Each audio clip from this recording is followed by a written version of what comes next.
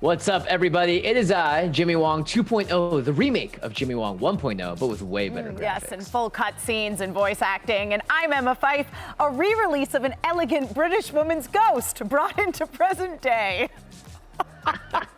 If you want to be in the know on all things gaming, hit that subscribe button and make sure you also click that notification bell while you're at it. Yes, today it's your guide to remakes, re-releases, and remasters. We're breaking down what they are, who they're for, and why they matter.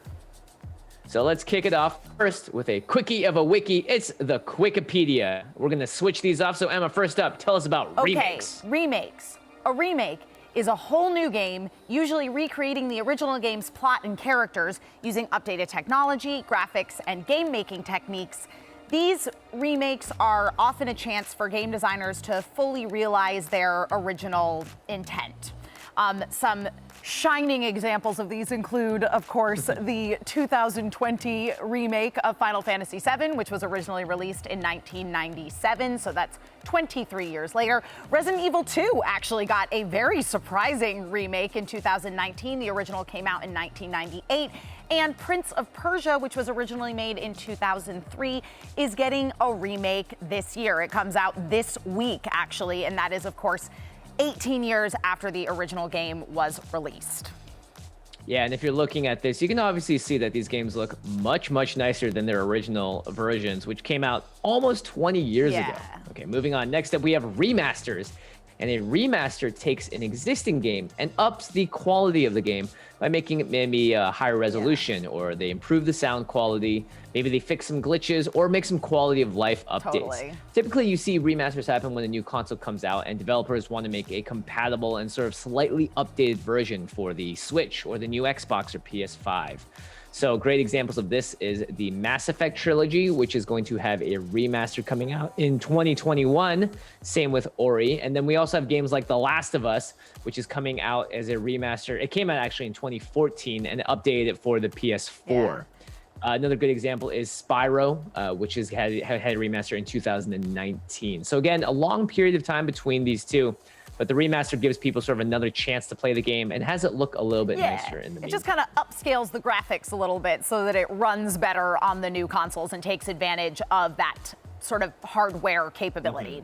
All right, finally, a re-release is when a company makes an old game available for purchase again after being off the market. Often games publishers will re-release a game to celebrate an anniversary, it being Game of the Year, or to have it available in a single version that combines all of the expansions and DLC published since the game originally came out. So obviously, very recently, Scott Pilgrim vs. the World, the game, got a re-release just a couple weeks ago. Ori, the 2010 was re-released in 2021, and Horizon Zero Dawn Complete Edition, so it was originally released in 2017. The Complete Edition, again, is that idea of just combining all of the expansions that came out for that game into one game. And Fallout 3 got a Game of the Year edition. It was originally released in 2008 and got a Game of the Year re-release in 2009.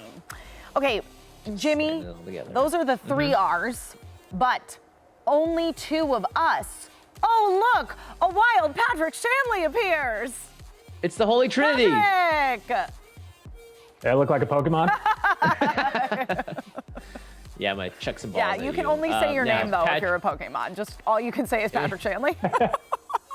I gotta say the whole name, yeah. Yeah. Patrick's obviously joined us many times on the download before. He's written articles on exactly how these three terms differ and why they matter, and we actually referenced them when we made this today. So he's here to give us his expert thoughts on the subject, including why studios and game designers do this. But let's start by diving into why exactly they choose to rely on the three R's of remasters, remakes, and re-releases. Now, outside the obvious answer that more game releases means more sales and more money, what else do you think drives these devs and publishers to make that decision that a game deserves another chance in the sun? I think the first one obviously can't be glossed over. At the end of the day, it's a business, and they know that there's a built-in audience for this. But beyond that, and what I think makes video games stand out from other forms of media when it comes to remakes, is that game technology has changed so drastically since a lot of these games were first released. And what you often hear the refrain whenever you talk to developers are from the time period of like the 90s or even the very late 80s, and even actually the early 2000s, is that they couldn't get the tech to catch up with where they wanted the game to be. So they had to do kind of cheats around it to get to where it wants to be. You see this with like tilted perspective to try and like trick people into being 3D, or fudging around with the code to make things seem a lot bigger than they actually are, hiding things in the environment. And what you can do now, as game tech has gotten so much more sophisticated, is actually fulfill that vision when you get a complete remake. And then in terms of the remasters, obviously, we're looking at Final Fantasy VII right now. We had a great remake last year. It was literally built from the ground up. It took almost 10 years to make it. So that's a full remake. When you're looking at something like a remaster, like some of the other Final Fantasy games which have been re-released, including Final Fantasy VII, the original version from 1997, is that they kind of gloss over a lot of this imagery, or the graphics that we're seeing. It's outdated, and it looks kind of chunky. And what they can do now is give it a full visual HD upgrade, and also, like we said earlier, give it some quality of life upgrades. And what that does is sort of open up these classic games to a newer audience. Because the other aspect of this is that the gaming audience 20, 30 years ago was a fraction of what the gaming audience is now. Gaming is the biggest form of media in the entire world in terms of dollar sales. It seems to be more and more driving what the cultural conversation is, both globally and here in America as well. So a chance for these developers to get these classic games into the hands of new players not only helps their bottom line, but also opens this up to the industry at large. So I think in a lot of ways, it's a very good trend that we're seeing, and we're obviously going to see a lot more of it. We have a lot on the docket for this year. There's going to be more in the future. The CEO of Activision has said that they are going to tap into their catalog to really expand into this initiative going forward. I think you're going to see that across the industry, and it's really something with not that much downside. The cost to remake or remaster a game as opposed to developing a new game, and particularly a new IP, which doesn't have a proven audience. I mean, if you're looking at dollars and cents, it makes a lot more sense to know that you have an audience already built in for what you're going to put out. Makes a lot more sense. Absolutely. Makes a lot more dollars too. And Patrick, you do bring up a really good point. So obviously, like, remakes are more popular than ever, and it seems like more often than not, if it's a TV show or a movie, they miss the mark. But again, Patrick, you said they're like, really, there's the focus on the built-in audience. However, I feel like video games are very different when it comes to remakes, remasters, because as you say, it makes them accessible to a new audience. So just like, let's talk a little bit about sort of the nostalgia effect, if you will. So remakes in pop culture, you've got, I mean, how many times are we going to tell the story of Spider-Man? You know what I mean? 6,000 at least. But as you say, if you're remaking or a game, you are hinging on the fact that you know there are people that are automatically going to buy it because they liked the original, whereas if you take a risk on a new IP, I mean, you just look at the reaction to some of these events that these game companies have. Like, people get more jazzed about, like, oh, awesome, there's gonna be a Resident Evil 2 remake, or there's gonna be another thing in this series that we already like, rather than really getting excited about new IP. So I wonder then if, you were mentioning this idea of making these games more accessible to a modern audience. Do you think that it is necessary to rebuild something from the ground up to make it accessible?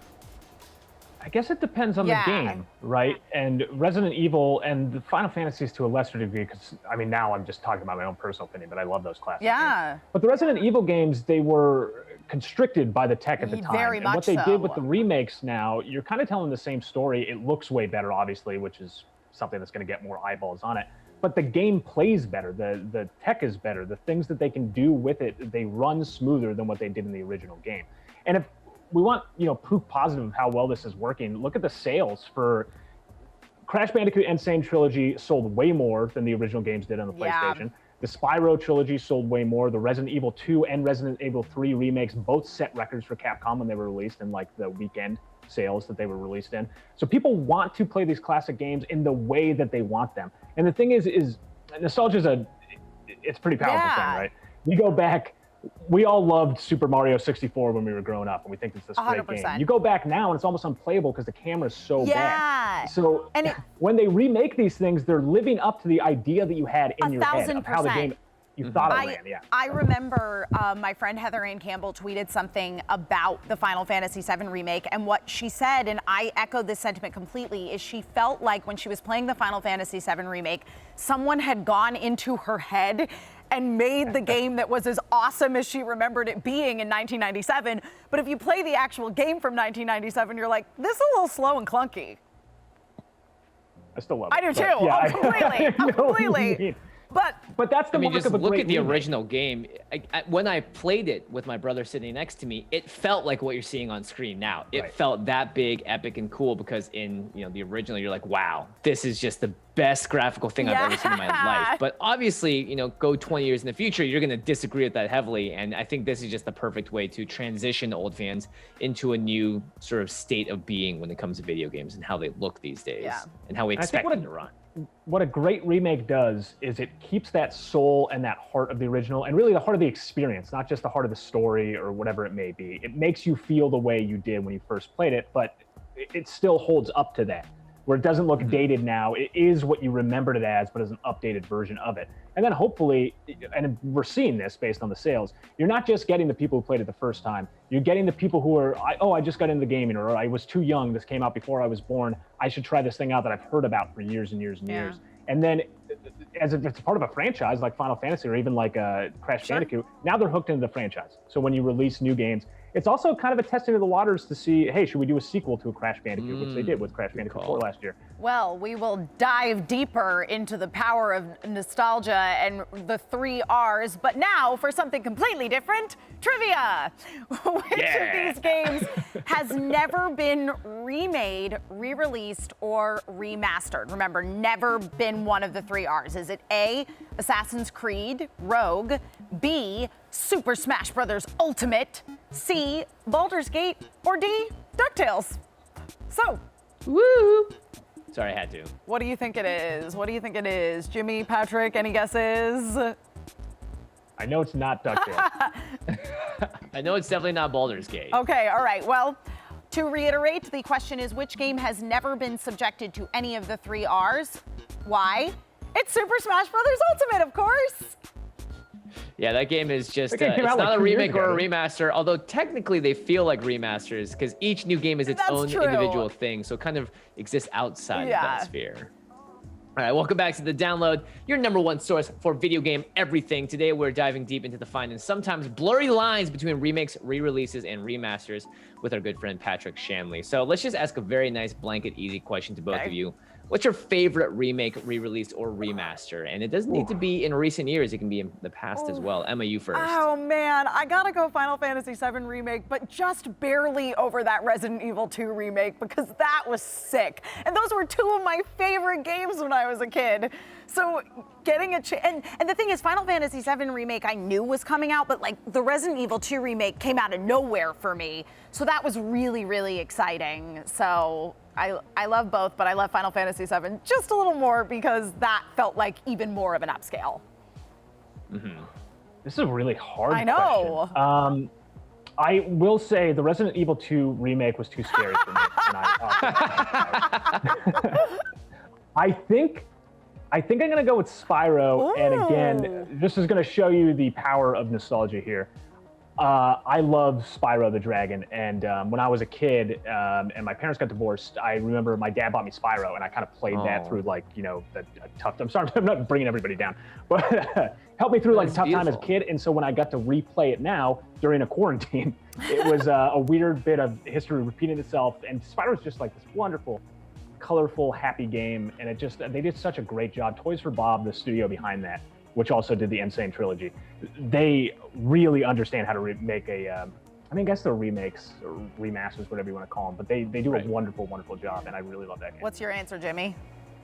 I think Hyper Light Drifter, it came out a bunch of times, but finally had like a special edition on the Switch, include some of that DLC. And for me, I love playing games on the go, and that was one of my favorite games in the past decade, I think. All right, well, the next question is, what game would you most like to see be remade, re-released, or remastered? Patrick?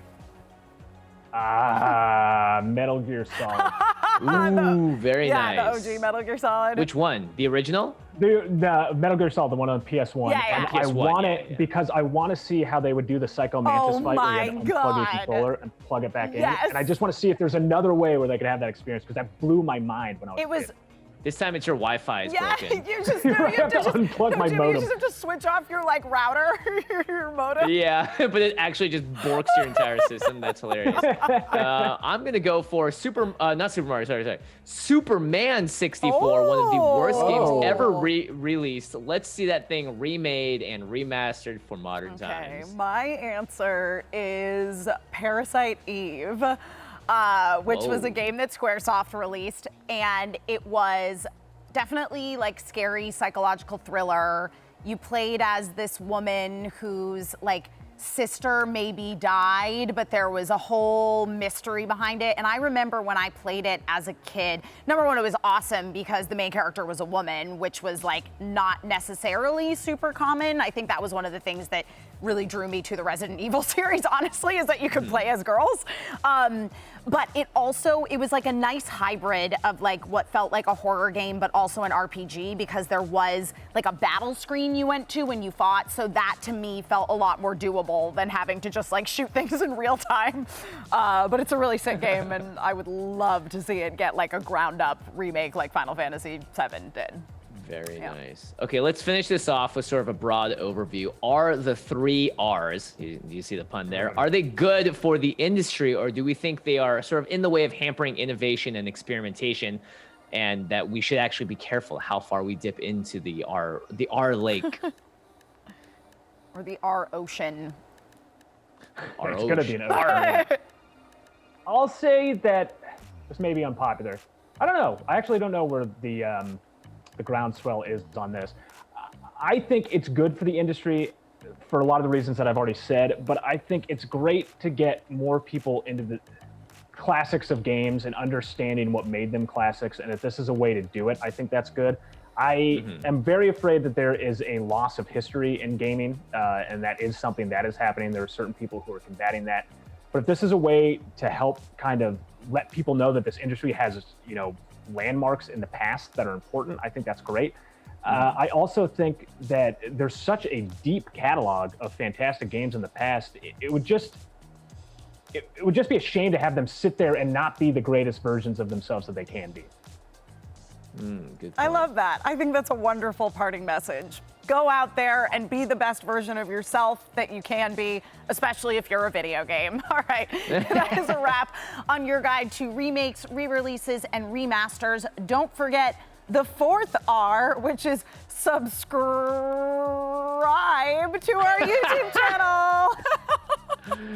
And follow us on social media for spicy memes and sometimes a chance to maybe win some free gaming stuff at Watch VENN. While you're there, let us know what you'd like to do a guide to next. And big thanks, as always, to Patrick for coming on and giving us his amazing expertise. We always value it, and we appreciate you tons, bud. Yeah, Patrick, you the best. All right, bye everyone. Thanks for tuning in. Check out more great moments on our YouTube at Watch VENN and watch the full episode on VENN.tv.